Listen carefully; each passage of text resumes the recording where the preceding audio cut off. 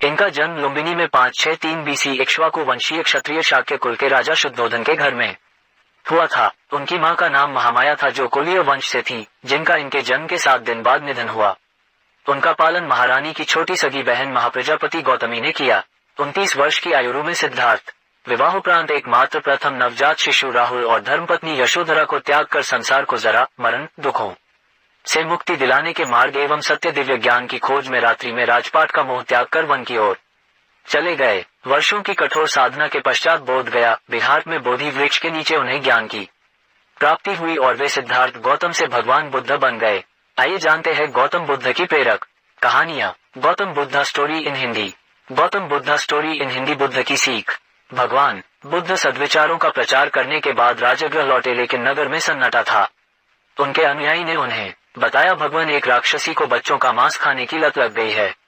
नगर के अनेक बच्चे गायब हो गए हैं। इससे नागरिकों ने या तो नगर छोड़ दिया है या वे अपने घरों में दुबके बैठे हैं। भगवान बुद्ध को ये भी पता चला कि उस राक्षसी के कई बच्चे हैं। एक दिन बुद्ध राक्षसी की अनुपस्थिति में खेल के बहाने उसके छोटे बच्चे को अपने साथ ले आए। राक्षसी जब घर लौटी तो अपने बच्चे को गायब पाकर बेचैन हो उठी। सबसे छोटा होने के कारण उसका उस बालक से अधिक लगाव था। बेचैनी में ही उसने अपनी रात काटी। सुबह जोर जोर से उसका नाम पुकार कर उसे ढूंढने लगी। विछोह के दर्द से वह तड़प रही थी। अचानक उसे सामने से बुद्ध गुजरते हुए दिखाई दिए। उसने सोचा कि बुद्ध सच्चे संत हैं, जरूर अंतर्यामी होंगे। वह उनके पैरों में गिरकर बोली, भगवान मेरा बच्चा कहाँ है, ये बताइए। उसे कोई हिंसक पशु न खा पाए, ऐसा आशीर्वाद दीजिए।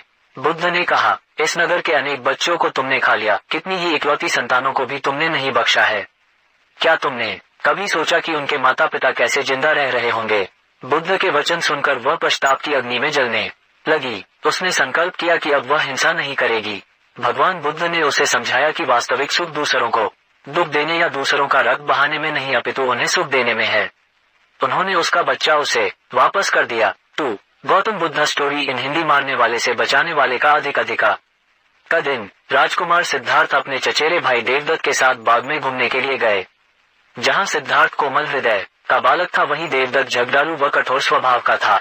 सिद्धार्थ की सभी प्रशंसा करते थे, देवदत्त की प्रशंसा कोई नहीं करता था।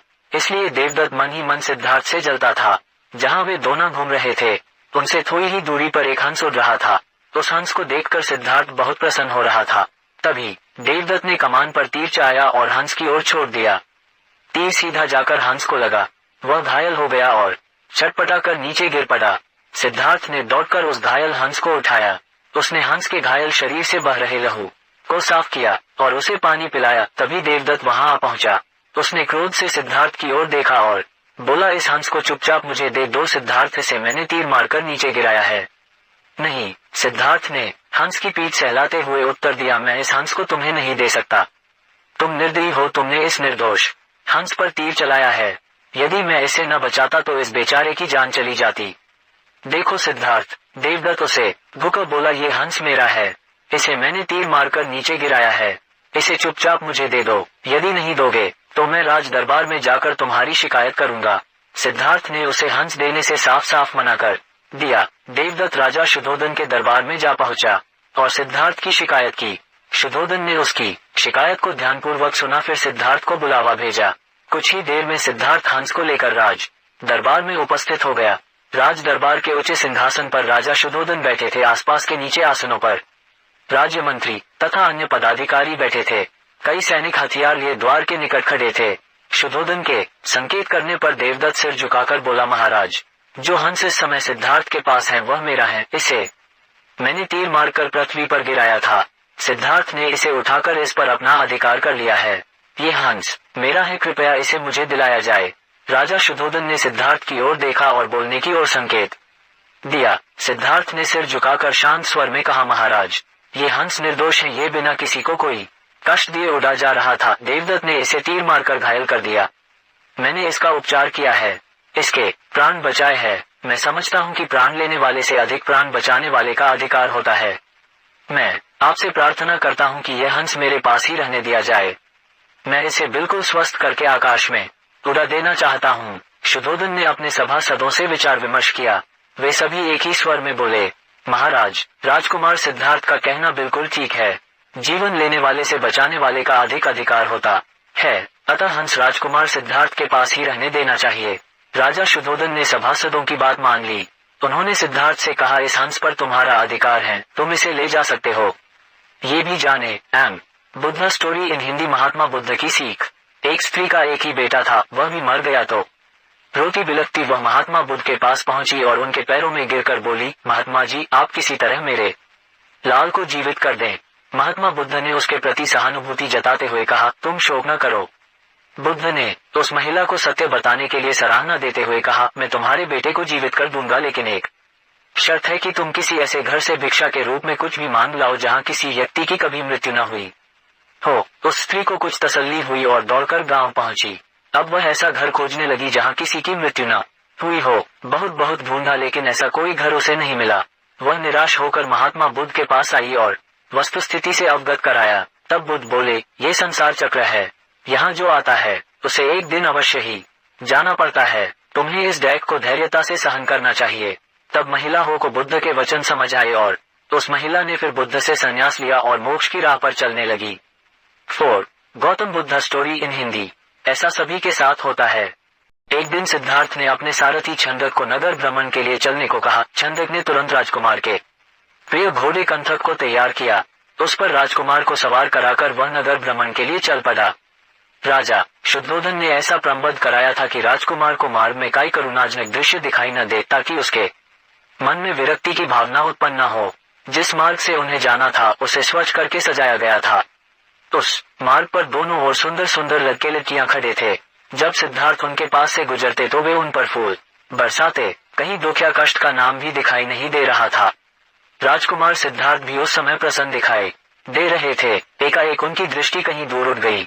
एक झुकी हुई कमर वाला वृद्ध व्यक्ति उन्हीं की ओर चला रहा था। उसका मुंह झुर्रियों से भरा हुआ था, आंखें अंदर को धंसी हुई थी, हाथ पैर कांप रहे थे।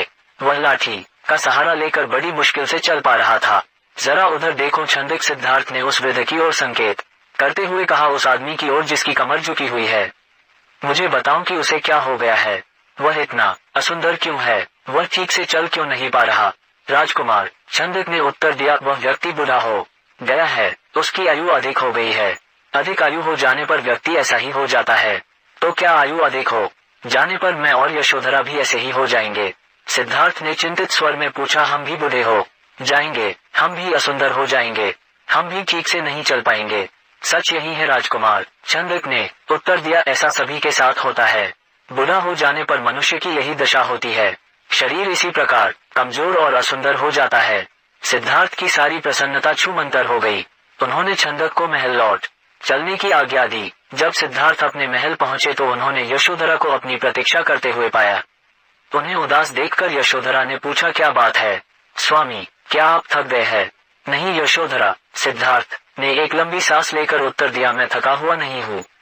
बात यह है कि आज मैंने एक ऐसे व्यक्ति को देखा जो बहुत कमजोर था। उसका पूरा शरीर कांप रहा था, उसकी आंखें झुकी हुई थी और वह सुंदर हो गया था। छंदक कहता है, वह बूढ़ा हो चुका है। बूढ़ा हो जाने पर ऐसा ही होता है। ये देखकर मेरा मन उदास हो गया।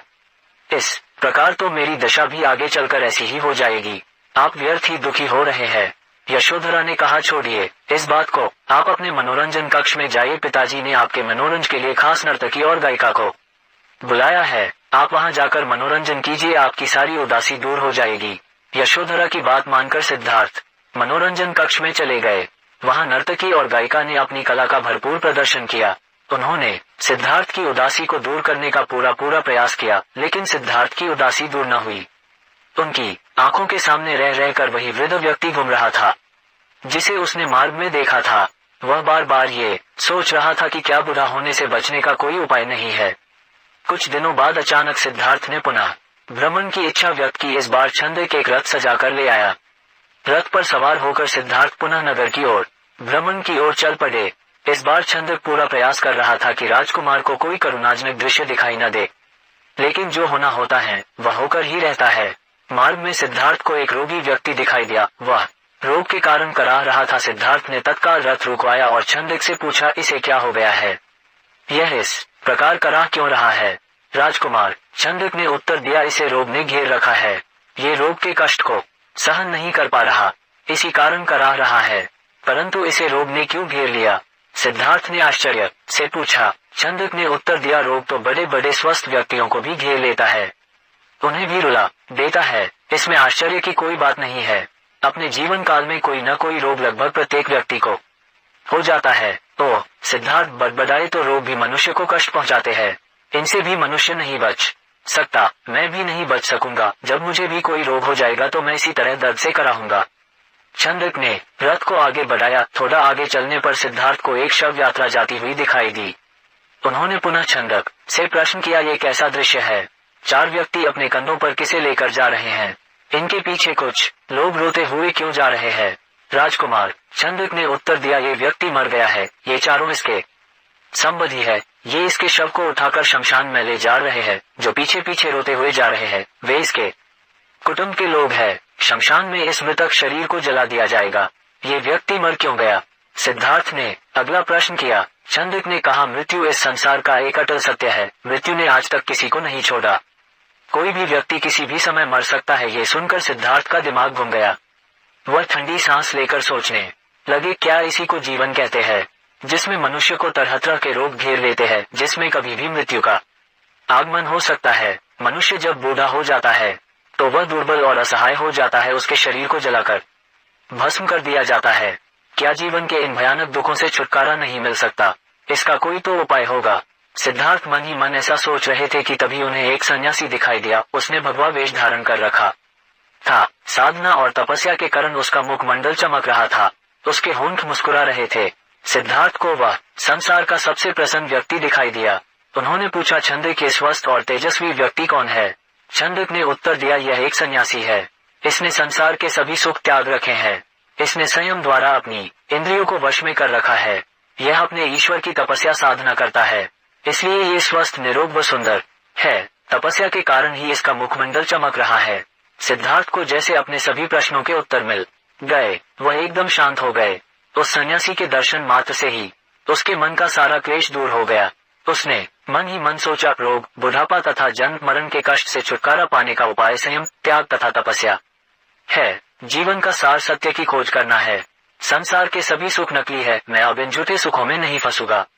मैं उस तेजस्वी सन्यासी की तरह बनूंगा। रथ अपने पूरे वेग से दौड़ता रहा और उससे भी अधिक वेग से दौड़ता रहा। सिद्धार्थ का मन उसे बार बार उस सन्यासी का ध्यान आता था।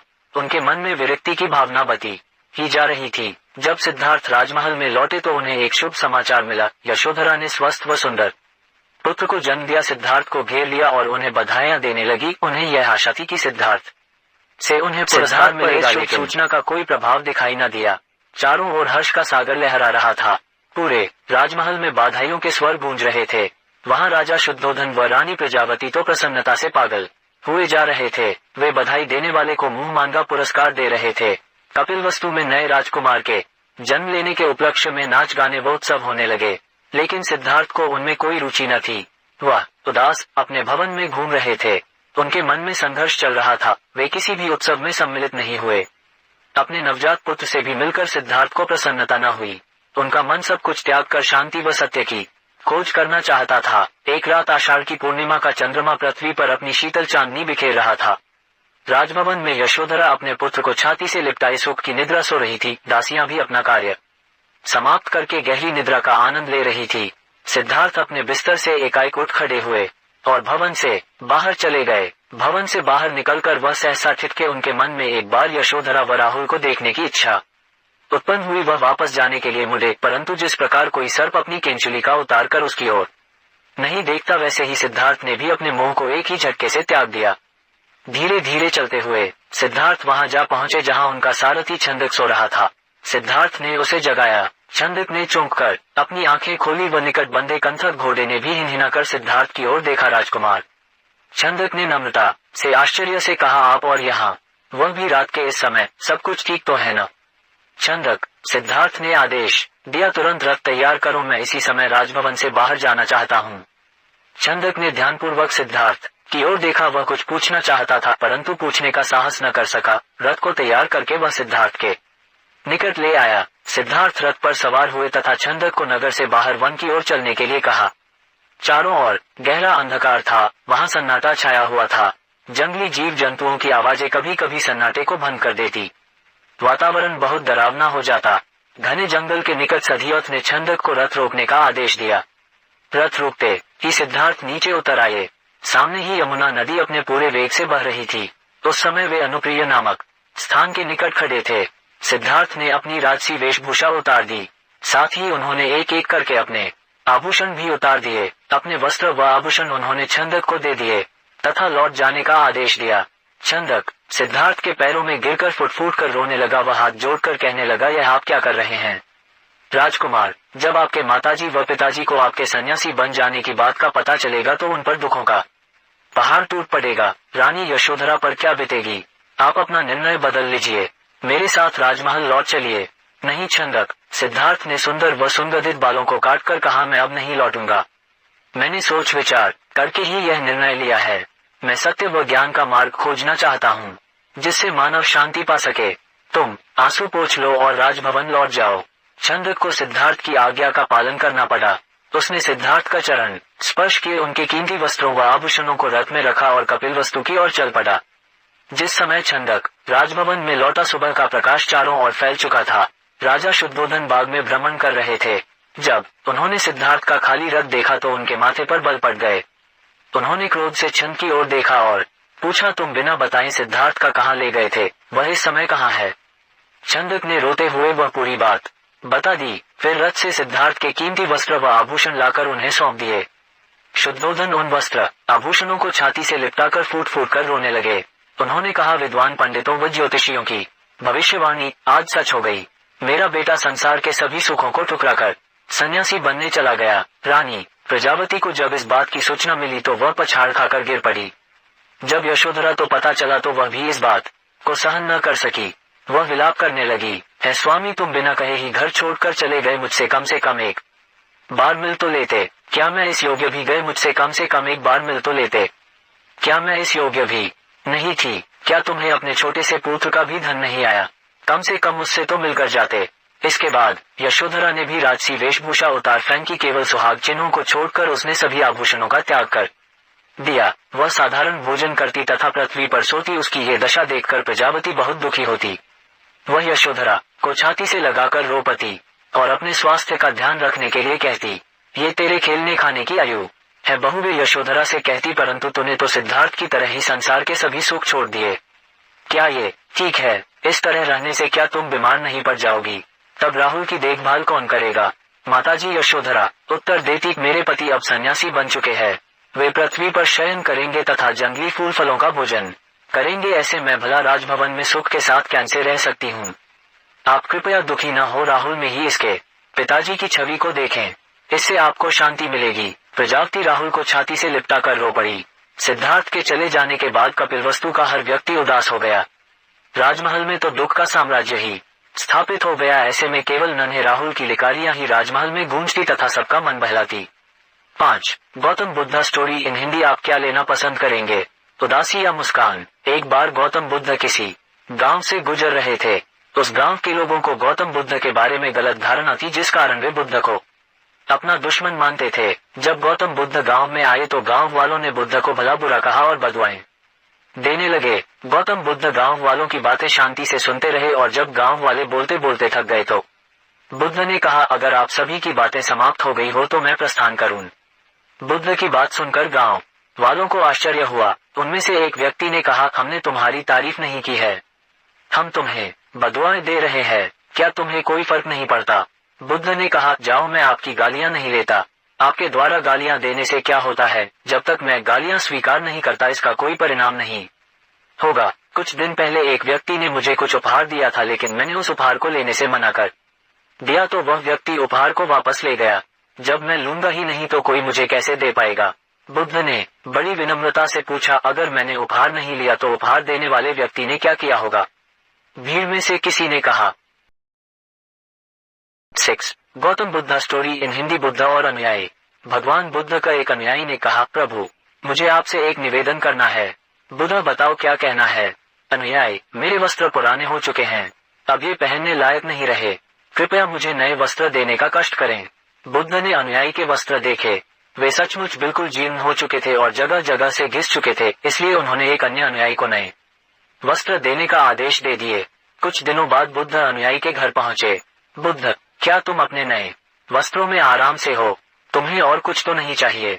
अनुयायी, धन्यवाद प्रभु, मैं इन वस्त्रों में बिल्कुल आराम से हूँ और मुझे और कुछ नहीं चाहिए। बुद्ध, अब जबकि तुम्हारे पास नए वस्त्र हैं तो तुमने पुराने वस्त्रों का क्या किया? अनुयायी, मैं अब उसे ओढ़ने के लिए प्रयोग कर रहा हूँ। बुद्ध, तो तुमने अपनी पुरानी ओढ़नी का क्या किया? अनुयायी, जी मैंने उसे खिड़की पर पर्दे की जगह लगा दिया है। बुद्ध, तो क्या तुमने पुराने पर्दे फेंक दिए? अनुयायी, जी नहीं, मैंने उसके 4 टुकड़े किए और उनका प्रयोग रसोई में गर्म पतीलों को आग से उतारने के लिए कर रहा हूँ। बुद्ध, तो फिर रोई के पुराने कपड़ों का क्या किया? अनुयायी, अब मैं उन्हें पोछा लगाने के लिए प्रयोग करूंगा। बुद्ध, तो तुम्हारा पुराना पोछा क्या हुआ? अनुयायी, प्रभु वो अब इतना तार तार हो चुका था कि उसका कुछ नहीं किया जा सकता था, इसलिए मैंने उसका एक एक धागा अलग कर दिए की बत्तियां तैयार कर ली। उन्हीं में से एक आपके कक्ष में कल प्रकाशित था। बुद्ध, अनुयायी से प्रसन्न हो गए। वे प्रसन्न थे कि वे वस्तुओं को बर्बाद नहीं करता और उसमें समझ है कि उनका प्रयोग किस तरह से किया जा सकता है। 7 गौतम बुद्ध स्टोरी इन हिंदी। डाकू अंगुलिमाल और महात्मा बुद्ध। बहुत पुरानी बात है, मगध राज्य में एक सोनापुर नाम का गांव था। उस गांव के लोग शाम होते ही अपने घरों में आ जाते थे और सुबह होने से पहले कोई भी घर के बाहर कदम भी नहीं रखता था। इसका कारण डाकू अंगुलिमाल था। डाकू अंगुलिमाल मगध के जंगलों की गुफा में रहता था। वह लोगों को लूटता था और जान से भी मार देता था। लोगों को डराने के लिए वह जिसे भी मारता उसकी एक उंगली काट लेता और उन उंगलियों की माला बनाकर पहनता, इसलिए उसका नाम अंगुलिमाल पड़ा।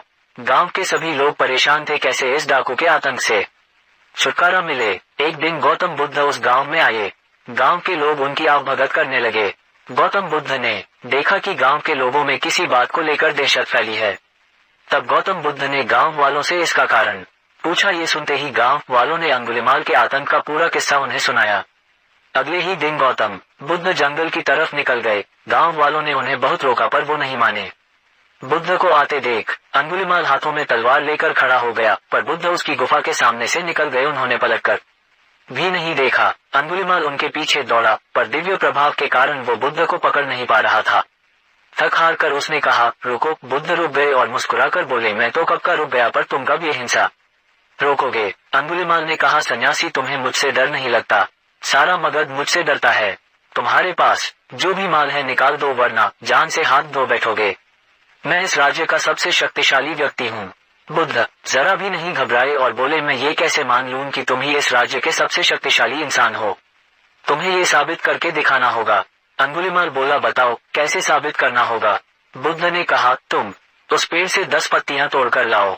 अंगुलिमाल ने कहा, बस इतनी सी बात, मैं तो पूरा पेड़ उखाड़ सकता हूँ। अंगुलिमाल ने 10 पत्तियां तोड़कर ला दी। बुद्ध ने कहा, अब इन पत्तियों को वापस पेड़ पर जाकर लगा दो। अंगुलिमाल ने हैरान होकर कहा, टूटे हुए पत्ते कहीं वापस लगते हैं क्या? तो बुद्ध बोले, जब तुम इतनी छोटी सी चीज को वापस नहीं जोड़ सकते तो तुम सबसे शक्तिशाली कैसे हुए? यदि तुम किसी चीज को जोड़ नहीं सकते तो कम से कम उसे तोड़ो मत। यदि किसी को जीवन नहीं दे सकते तो उसे मृत्यु देने का भी तुम्हें कोई अधिकार नहीं है। ये सुनकर अंगुलिमाल को अपनी गलती का एहसास हो गया और वह बुद्ध का शिष्य बन गया और उसी गांव में रहकर लोगों की सेवा करने लगा। आगे चलकर यही अंगुलिमाल बहुत बड़ा सन्यासी बना और अहिंसा नाम से प्रसिद्ध हुआ। 8 गौतम बुद्ध स्टोरी इन हिंदी। अछूत व्यक्ति। एक दिन गौतम बुद्ध अपने शिष्यों के साथ एकदम शांत बैठे हुए थे। उन्हें इस प्रकार बैठे हुए देख उनके शिष्य चिंतित हुए कि कहीं वे अस्वस्थ तो नहीं हैं। एक शिष्य ने उनसे पूछा कि आज वह मौन क्यों बैठे हैं, क्या शिष्यों से कोई गलती हो गई है? इसी बीच एक अन्य शिष्य ने पूछा कि क्या वह अस्वस्थ हैं? पर बुद्ध मौन रहे। तभी कुछ दूर खड़ा व्यक्ति जोर से चिल्लाया, आज मुझे सभा में बैठने की अनुमति क्यों नहीं दी गई है? प्रश्नवाचक चिन्ह उद्धरण। बुद्ध आंखें बंद करके ध्यान मग्न हो गए। वह व्यक्ति फिर से चिल्लाया, मुझे प्रवेश की अनुमति क्यों नहीं मिली? इस बीच एक उदार शिष्य ने उसका पक्ष लेते हुए कहा कि उसे सभा में आने की अनुमति प्रदान की जाए। बुद्ध ने आंखें खोली और बोले, नहीं, वह अछूत है, उसे आज्ञा नहीं दी जा सकती। ये सुन शिष्यों को बड़ा आश्चर्य हुआ। बुद्ध उनके मन का भाव समझ गए और बोले, हाँ, वह अछूत है। इस पर कई शिष्य बोले कि हमारे धर्म में तो जात पात का कोई भेद ही नहीं, फिर वह अछूत कैसे हो गया? तब बुद्ध ने समझाया, आज वह क्रोधित होकर आया है। क्रोध से जीवन की एकाग्रता भंग होती है। क्रोधी व्यक्ति प्रायः मानसिक हिंसा कर बैठता है, इसलिए वह जब तक क्रोध में रहता है तब तक अछूत होता है। इसलिए उसे कुछ समय एकांत में ही खड़े रहना चाहिए। क्रोधित शिष्य भी बुद्ध की बातें सुन रहा था। पश्चाताप की अग्नि में तपकर वह समझ चुका था कि अहिंसा ही महान कर्तव्य व परम धर्म। वह बुद्ध के चरणों में गिर पड़ा और कभी क्रोध न करने की शपथ ली। आशय ये कि क्रोध के कारण व्यक्ति अनर्थ कर बैठता है और बाद में उसे पश्चाताप होता है। इसलिए हमें क्रोध नहीं करना चाहिए। असल मायने में क्रोधित व्यक्ति अछूत हो जाता है और उसे अकेला ही छोड़ देना चाहिए। क्रोध करने से तन, मन, धन तीनों की हानि होती है। क्रोध से ज्यादा हानिकारक कोई और वस्तु नहीं है। बुद्ध ने कहा भी है, क्रोध को पाले रखना गर्म कोयले को किसी और पर फेंकने की नियत से पर्दे रहने के समान है। इसमें आप ही जलते हैं। 9. Gautam Buddha story in Hindi. रेत का घर। एक गांव में नदी के किनारे कुछ बच्चे खेलते हुए रेत के घर बना रहे थे। किसी का पैर किसी के घर को लग जाता और वो बिखर जाता। इस बात पर झगड़ा हो जाता।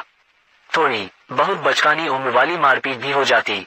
फिर वह बदले की भावना से सामने वाले के घर के ऊपर बैठ जाता और उसे मिटा देता और फिर से अपना घर बनाने में तल्लीन हो जाया करता।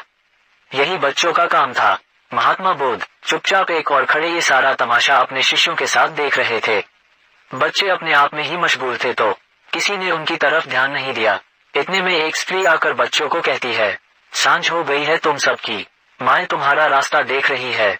बच्चों ने चौंकते हुए देखा, दिन बीत गया है, सांझ हो गई है और अंधेरा होने को। इसके बाद वो अपने ही बनाए घरों पर उछले कूदे, सब मटिया में कर दिया और किसी ने नहीं देखा कौन किसका घर तोड़ रहा है। सब बच्चे भागते हुए अपने घरों की ओर चल दिए। महात्मा बुद्ध ने अपने शिष्यों से कहा, तुम मानव जीवन की कल्पना इन बच्चों की इस क्रीड़ा से कर सकते हो, क्योंकि तुम्हारे बनाए शहर, राजधानियां सब ऐसे ही रह जाती है और तुम्हें एक दिन ये सब छोड़कर जाना ही होती है। तुम यहाँ जिंदगी की भागदौड़ में सब भूल जाते हो और खुद से कभी मिल नहीं पाते, जबकि जाना तो सबका तय ही है। इसलिए कभी भी अधिक लंबा सोचकर समय बर्बाद नहीं करना चाहिए, वर्तमान में जीना चाहिए। 10. Gautam Buddha story in Hindi. 3 गांठें। भगवान बुद्ध अक्सर अपने शिष्यों को शिक्षा प्रदान किया करते थे। एक दिन प्रातः काल बहुत से भिक्षुक उनका प्रवचन सुनने के लिए बैठे थे। बुद्ध समय पर सभा में पहुंचे, पर आज शिष्य उन्हें देखकर चकित थे, क्योंकि आज पहली बार वे अपने हाथ में कुछ लेकर आए थे। करीब आने पर शिष्यों ने देखा कि उनके हाथ में एक रस्सी थी। बुद्ध ने आसन ग्रहण किया और बिना किसी से कुछ कहे वे रस्सी में गांठें लगाने लगे। वहां उपस्थित सभी लोग ये देख सोच रहे थे कि अब बुद्ध आगे क्या करेंगे। तभी बुद्ध ने सभी से एक प्रश्न किया, मैंने इस रस्सी में 3 गांठें लगा दी हैं। अब मैं आपसे ये जानना चाहता हूँ कि क्या ये वही रस्सी है जो गांठें लगाने से पूर्व थी। एक शिष्य ने उत्तर में कहा, गुरुजी, इसका उत्तर देना थोड़ा कठिन है। ये वास्तव में हमारे देखने के तरीके पर निर्भर है। एक दृष्टिकोण से देखें तो रस्सी वही है, इसमें कोई बदलाव नहीं आया है। दूसरी तरह से देखें तो अब इसमें 3 गांठें लगी हुई हैं जो पहले नहीं थी, अतः इसे बदला हुआ कह सकते हैं। पर यह बात भी ध्यान देने वाली है कि बाहर से देखने में भले ही ये बदली हुई प्रतीत हो, पर अंदर से तो ये वही है जो पहले थी। इसका बुनियादी स्वरूप अपरिवर्तित है, सत्य है। बुद्ध ने कहा, अब मैं इन गांठों को खोल देता हूँ। ये कहकर बुद्ध रस्सी के दोनों सिरों को एक दूसरे से दूर खींचने लगे। उन्होंने पूछा, तुम्हें क्या लगता है, इस प्रकार इन्हें खींचने से क्या मैं इन गांठों को खोल सकता हूँ? नहीं नहीं, ऐसा करने से तो यह गांठें तो और भी कस जाएंगी और इन्हें खोलना और मुश्किल हो जाएगा। एक शिष्य ने शीघ्रता से उत्तर दिया। बुद्ध ने कहा, ठीक है, अब एक आखिरी प्रश्न, बताओ इन गांठों को खोलने के लिए हमें क्या करना होगा। शिष्य बोला, इसके लिए हमें इन गांठों को गौर से देखना होगा ताकि हम जान सकें कि इन्हें कैसे लगाया गया था, और फिर हम इन्हें खोलने का प्रयास कर सकते हैं। रात बीत गई, सब लोग चले गए, पर शौरपुछ बेसुध कार्य निमग्न रहा। बुद्ध उसके पास पहुंचे और बोले, शौरपुछ, तुमने प्रसाद पाया या नहीं? शौरपुछ का गला रुंध गया। भाव विभोर होकर उसने तथागत को साष्टांग प्रणाम किया। बुद्ध ने कहा, वत्स, परमात्मा किसी से धन और संपत्ति नहीं चाहता, वह तो निष्ठा का भूखा है। लोगों की निष्ठाओं में ही वह रमण किया करता है और तुमने स्वयं ये जान लिया।